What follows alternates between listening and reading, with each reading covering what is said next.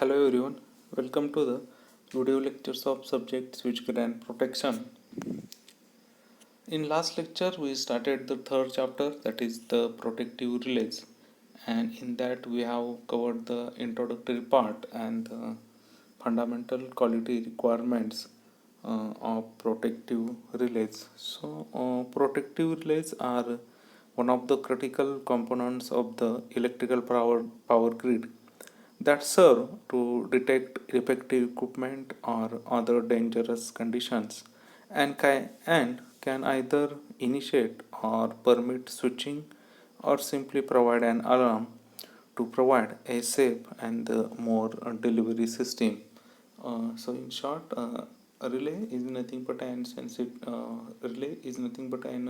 sensing device which senses the value of the fault current and gives command to the circuit breaker for its operations. The protective system should have the following properties, that is the fundamental qualities. In that, first is the selectivity. Protective system should that is selectivity is nothing but uh, uh, selectivity is nothing but then to select correctly the faulty part of the system without disturbing the rest of the system is nothing but the selectivity. That means protective system should able to select correctly the faulty part of the system is nothing but the selectivity. Then second is the speed. Speed is nothing but the protective system should disconnect the faulty part as quickly as possible. Then next is the sensitivity. The protective system should be very sensitive. That means ability of the protective system to operate with the low values of the actuating quantity is known as the sensitivity. Then next is the reliability. The protective system should be reliable. That means it can be operated with the predetermined conditions. ज्या प्रीडिटर्माइंड conditions आहेत त्या कंडिशन्सला system काय व्हायला पाहिजे, operate व्हायला पाहिजे. Then next is the simplicity. A simple protective system is easy to maintain, and the reliability and the simplicity are closely related, and simple the protection scheme, the greater will be its reliability. Then next is most important is the economy. Cost is the most important factor in choice of the particular protection scheme, and as a rule the protective system should not cost more than 5% of its total cost. So these are the some fundamental quality requirements of the protective relays. Then next we covered the second point, that is the basic relay terminology. So how basic relays work. So here is the simple connection diagram of the protective relay, and it can be consist of three parts. That is, the first part is nothing but the primary winding of the CT current transformer, and second part is secondary winding of the CT and the relay operating coil, and finally the third part is the tripping circuit, and it may be operated either on AC supply or DC supply. Its working is very easy. That means protective relay works as a sensing device, and it senses the fault and gives command to the circuit breaker for its operation, and after that the circuit breaker can interrupt the circuit. Under normal operating conditions, the current flowing through the CT secondary, and hence through the relay coil, and is not sufficient to attract the plunger. Hence the trip circuit remains open. As soon as the fault occurs at point F on the transmission line, the current flowing in the line increases to the high value, and this causes the flow of heavy current through the relay coil and the relay to operate by the closing the contacts. This in turn closes the trip circuit and initiates the operation of the circuit breaker. Basic relay टर्मिनॉलॉजीमध्ये जे circuit असेल ते consist होत असेल 3 parts असतील त्याच्यामध्ये. First part जो असेल तो primary winding of CT. This is the first part, primary winding of the CT and the relay operating coil. And so from that point, this point to that point is the first part, that is the primary winding of the CT, and it will be connected to the connected in series with the line to be protected. Then second part is the secondary winding of the CT. Second part जो असेल तो कोणता असेल, secondary winding of CT, म्हणजे हा part असेल जो ब्लॅकनं dotted केलेला असेल. हा पार्ट म्हणजेच कोणता असेल, सेकंड पार्ट असेल. आणि थर्ड पार्ट हा ट्रिप कॉइलचा पार्ट असेल आणि तो कनेक्ट केलेला असेल सर्किट ब्रेकरच्या कॉन्टॅक्टसाठी. नॉर्मल कंडिशनला काय असेल, नॉर्मल कंडिशनला जो करंट फ्लो होणार असेल CT प्रायमरीमधून, त्याचं कन्व्हर्जन CT सेकंडरीला लोअर व्हॅल्यूमध्ये होईल. आणि ती व्हॅल्यू काय असेल, इनसफिशियंट असेल. कशासाठी, ट्रिप कॉन्टॅक्ट क्लोज करण्यासाठी. त्याच्यामुळे हे सर्किट काय राहणार असेल, ओपन राहणार आहे. ज्यावेळी फॉल्ट क्रिएट होणार असेल त्यावेळी काय होईल, CT सेकंडरी वाइंडिंग, CT सेकंडरीमधून मॅक्सिमम करंट फ्लो झाल्यामुळं जे ट्रिप कॉन्टॅक्ट्स असतील ते काय होतील, क्लोज होतील. And as the trip contacts getting closed, the circuit is trip coil circuit is closed, so the trip coil is energized and the contacts of the circuit breaker are attracted, so the contacts getting open. So this is the very simple construction and working of the basic relay. Then we discuss the now today we discuss the various definitions related with the relay. So in that, first is the protective relay. So protective relay, this is the mastermind of an electrical relay which closes its contacts when an actuating quantity reaches a certain preset value. It contains some mechanical switch, that is the closing contacts and opening contacts, typically NO and NCs. Due to closing of contacts, relay initiates a trip circuit of a circuit breaker or an alarm circuit. Protective रिलेची additional एक definition आपण study करतो की protective relay म्हणजे काय असेल तर protective relay म्हणजे दोन कॉन्टॅक्ट्स असतील.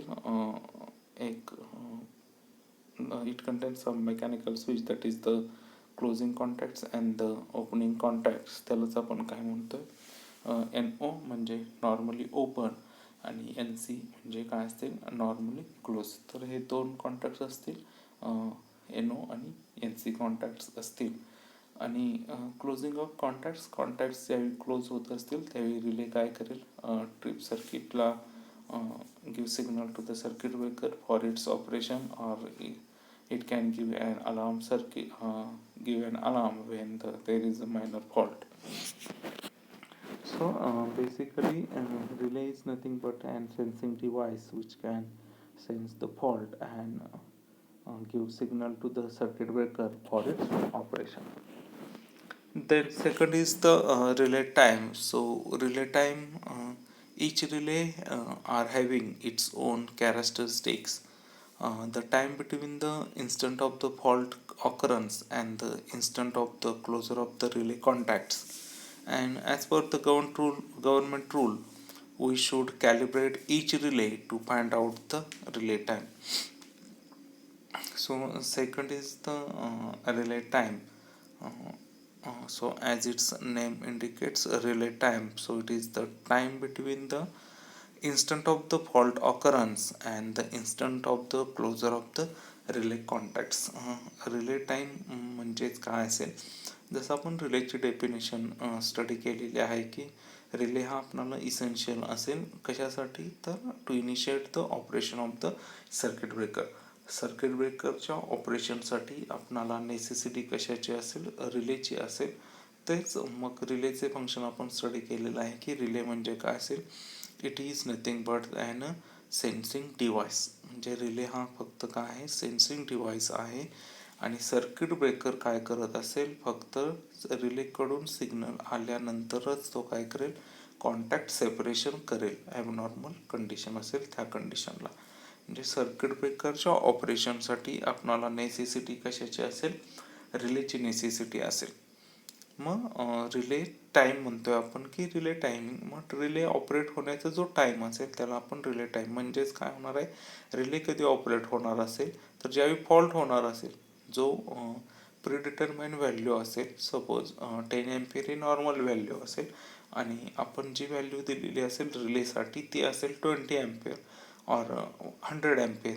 म्हणजे 10 एम्पियर ही नॉर्मल करंट व्हॅल्यू असेल आणि फॉल्ट करंटची व्हॅल्यू काय असेल, 100 एम्पियर असेल. म्हणजेच 100 एम्पियर करंट ज्यावेळी फ्लो होत असेल त्यावेळी काय होणार असेल, फॉल्ट जी प्रीडिटरमाइन व्हॅल्यू असेल 100 एम्पियर, त्यावेळी रिले काय होत असेल, ऑपरेट होत असेल. म्हणजे फॉल्ट झाल्यानंतर रिले ऑपरेशन होईपर्यंतचा रिले ऑपरेट होण्यापर्यंतचा टाईम म्हणजेच कोणता आहे, तर relay time. That is the time between the instant of the fault occurrence and the instant of closure of the relay contacts. तो म्हणजेच काय असेल, रिले टाईम असेल. Then second is the breaker time. So as we have studied the relay time, that is the time between the instant of the fault occurrence to the instant of the relay open, relay close. So similarly breaker time is nothing but it is the time between the instant at a circuit breaker operates and opens the contacts to the instant of extinguishing the arc completely. Circuit breaker आपण already study केलेला आहे second चॅप्टरमध्ये. So circuit breaker हा काय असेल, interrupting device असेल. So it can be use to make or break a circuit under normal as well as abnormal conditions. तो काय असेल, सर्किट ब्रेकर असेल. मग ब्रेकर टाईम काय असला पाहिजे, त्याचं मिनिंग काय असेल तर it is the time between the instant of the circuit breaker operates and opens the contacts to the instant of extinguishing the arc. Breaker time म्हणजे काय असेल, ज्यावेळी फॉल्ट ऑकर होणार असेल तो फॉल्ट करंटची व्हॅल्यू रिले सेन्स करेल आणि त्याच्यानंतर तो सिग्नल देत असेल कशाला, सर्किट ब्रेकरला फॉर इट्स ऑपरेशन. मग तो सिग्नल आल्यानंतर सर्किट ब्रेकरचे कॉन्टॅक्ट्स ओपन होण्यापासूनचा टाईम ते ओपन झाल्यानंतर जी आर्क प्रोड्यूस होणार असेल ते आर्क एक्सटिंग्विश होण्यापर्यंतचा टाईम म्हणजेच कोणता असेल, ब्रेकर टाईम असेल. आपल्याला ऑलरेडी माहीत आहे की when the contacts of the circuit breakers are separated there is an electrical spark is produced in between the contacts of the circuit breaker and the medium gets ionized. म्हणजेच काय होणार आहे, ज्यावेळी कॉन्टॅक्ट्स सर्किट ब्रेकरचे कॉन्टॅक्ट ज्यावेळी separate होणार असतील त्याच्यामध्ये काय होत्या, आर्क प्रोड्यूस होत असत्या आणि तीच आर्क आपण काय करायची असत्या, एक्सटिंग्विश करायची असते. म्हणजेच आपण ब्रेकर टाईमची डेफिनेशन काय सांगू शकेल, ज्यावेळी फॉल्ट करंटची रिलेकडून सिग्नल आल्यानंतर कॉन्टॅक्ट्स ओपन होण्यापासूनचा टाईम तिथून पुढे काय असेल, आर्क प्रोड्यूस होऊन ते एक्सटिंग्विश होण्यापर्यंतचा टाईम म्हणजेच काय असेल, ब्रेकर टाईम असेल. त्याच्यानंतर नेक्स्ट असेल fault clearing time. the total time required between the instant of the fault and the instant of the final arc interruption in the circuit breaker is a fault clearing time, and it is the sum of the relay time and the circuit breaker time. जी fourth definition आपण study करतोय ते असेल fault clearing time. Fault clearing, so as its name indicate simple definition is there. The fault clearing time, fault occur झाल्यानंतर तो extinguish होण्यापर्यंत पूर्ण zero होण्यापर्यंतचा time म्हणजेच कोणता असेल, फॉल्ट क्लिअरिंग टाईम असेल.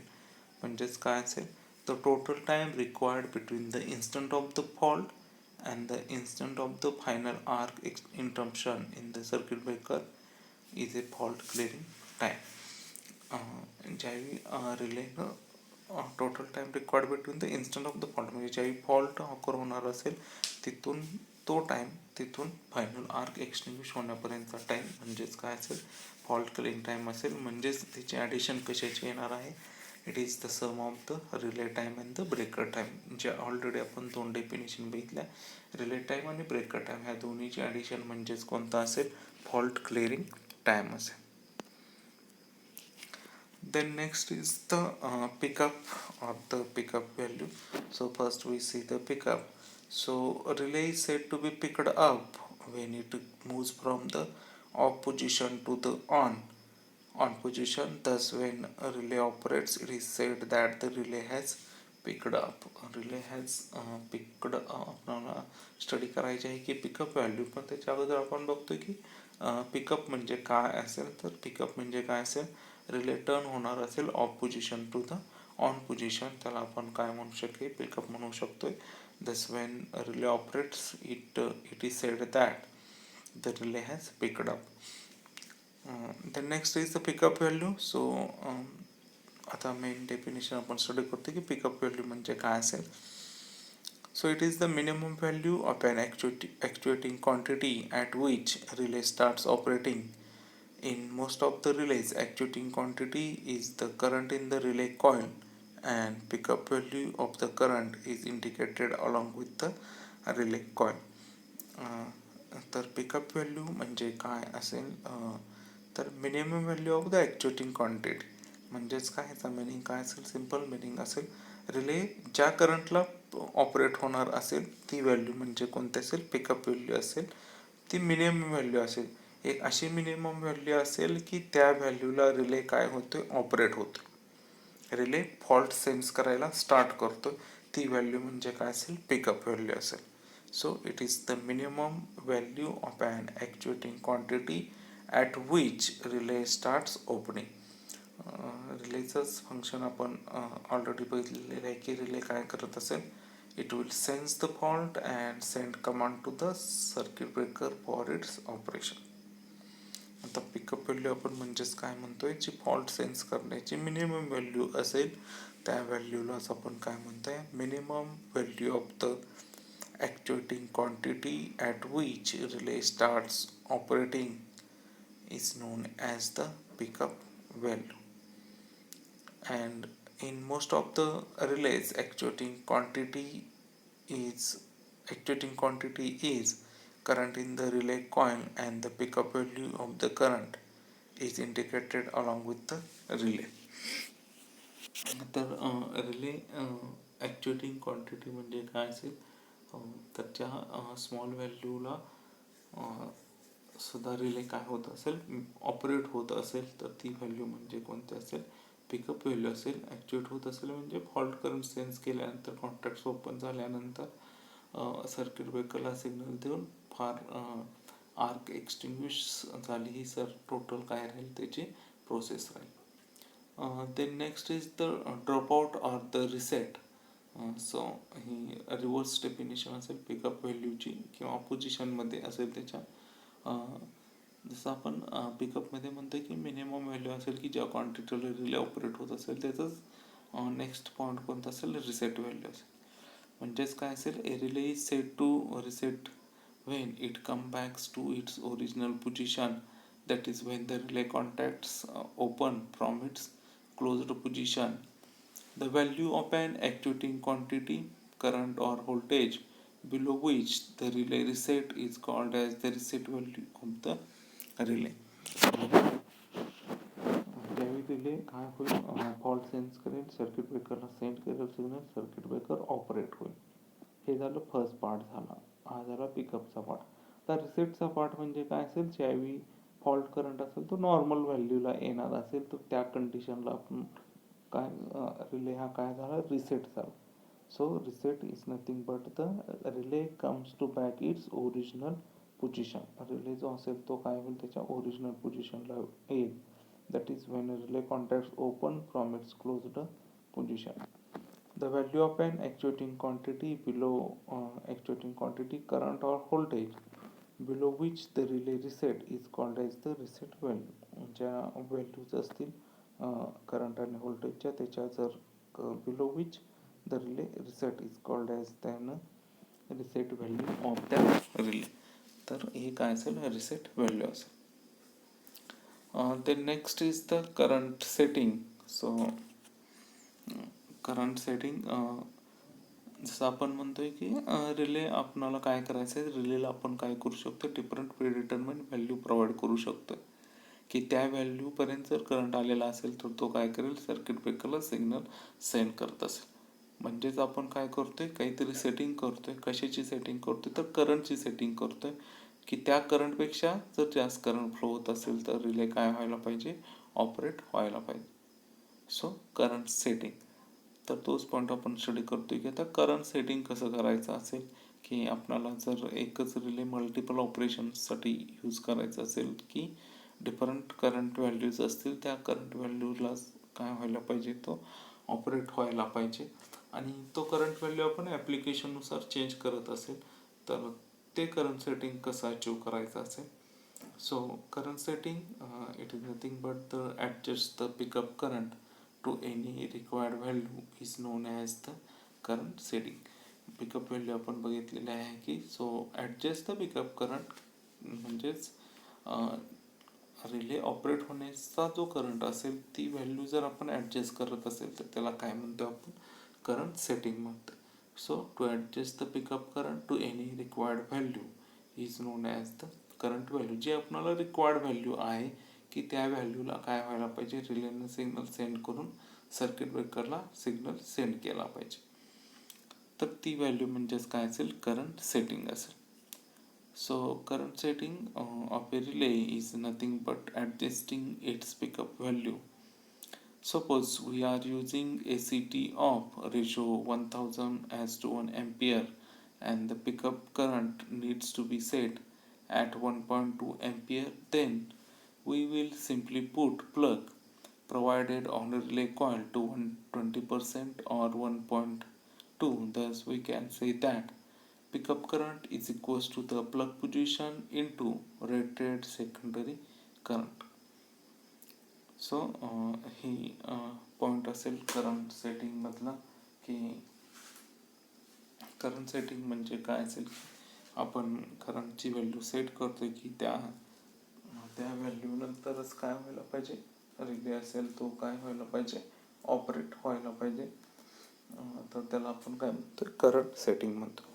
सर तर त्याचे पिकअप करंटचा एक फॉर्म्युला आपण बघितला की प्लग पोझिशन इंटू काय असेल, रेटेड सेकंडरी करंट असेल.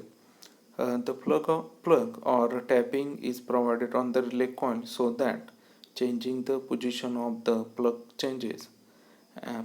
Changing the position of plug changes the number of turns of the relay as shown in the figure.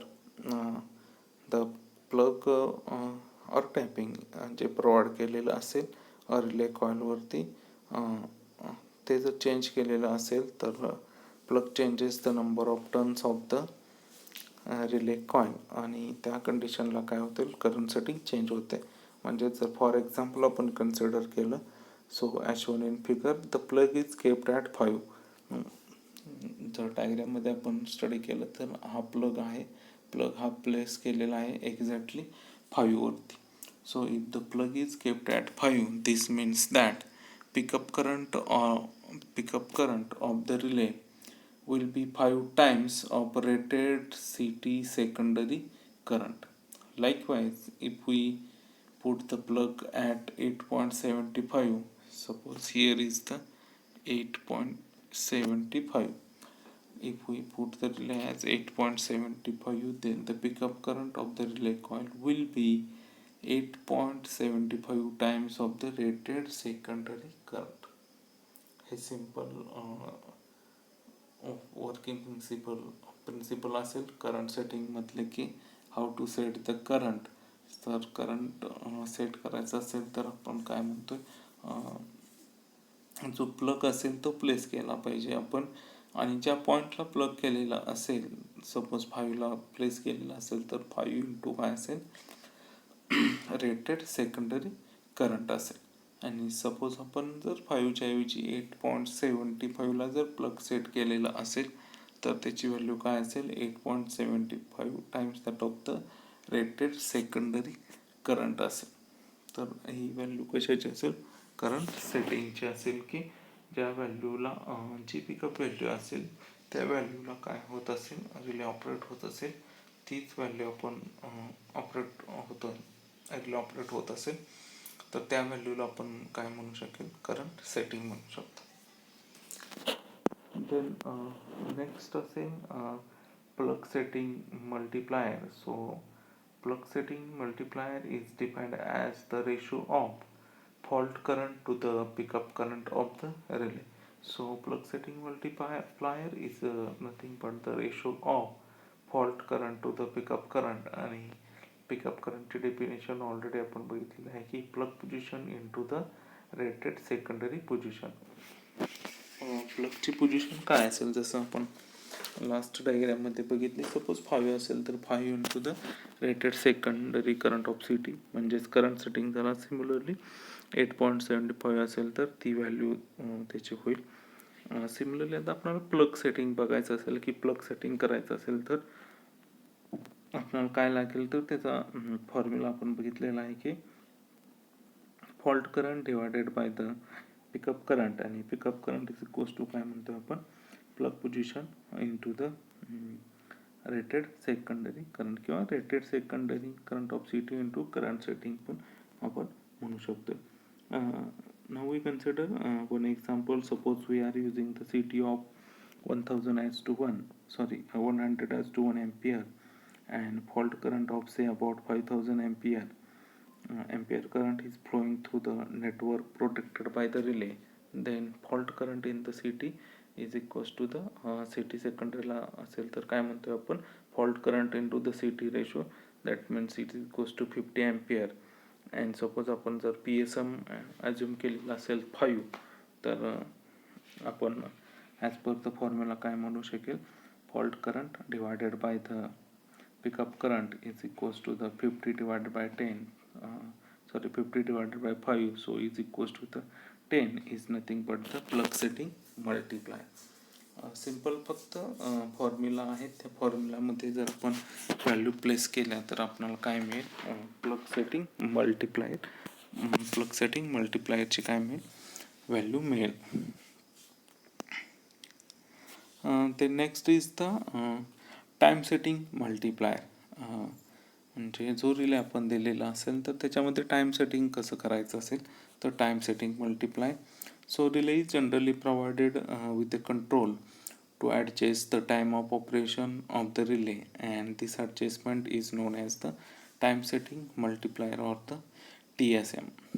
Relay जो असेल तो प्रोव्हाइड केलेला असेल to adjust the time of operation of the relay, and this adjustment is known as the time setting multiplier or the TSM. आणि जो normally a time setting dial is provided which is calibrated from 0 to 1 second and in steps of 0.05 seconds.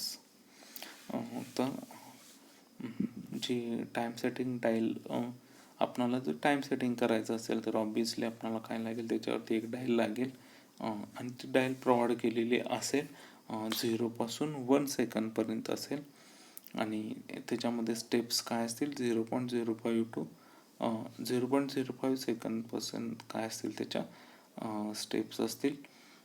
Suppose जर डायग्राममध्ये आपण बघितले की time setting multiplier दिलेला आहे, आणि suppose the time setting suppose we want to set the time on the time setting dial to 0.5 second, then we need to rotate the dial till 0.5 second on the dial matches with the fixed mark provided. So in this case our TSM is 0.5.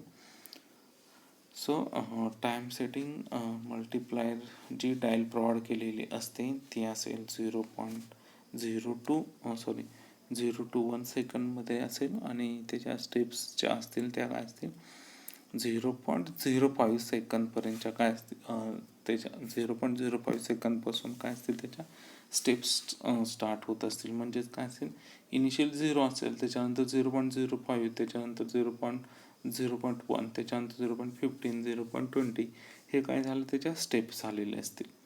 आता for example जर आपण consider केलेला असेल तर आपण डायग्राममध्ये बघू शकतो की हे असेल टाईम सेटिंग डायल, हे फिक्स्ड मार्क असेल आणि हे काय असतील कॉन्टॅक्ट्स असतील आणि जो प्लग आपण बघितला प्लग जो असेल तो सेट केलेला आहे. जर आपण एक्झाम्पल कन्सिडर केलं की 0.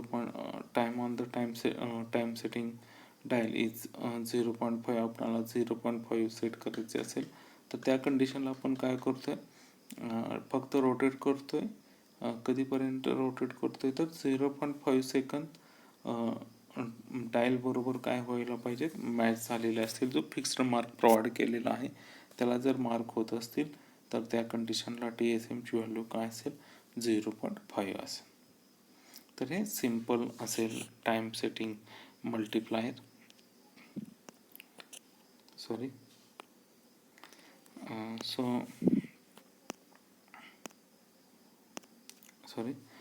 so these are the various definitions regarding with the relay.